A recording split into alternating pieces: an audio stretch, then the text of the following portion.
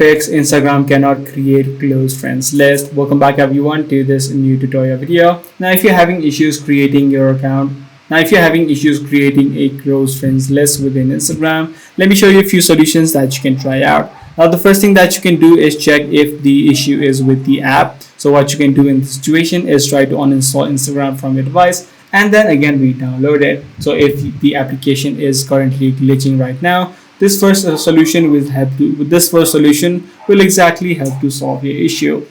Now the second thing that you can try out is, even if the first step does not work for you, the second thing that you can try out is try creating the close friends list through stories. So what you simply need to do is head over to your stories, take a picture straight away.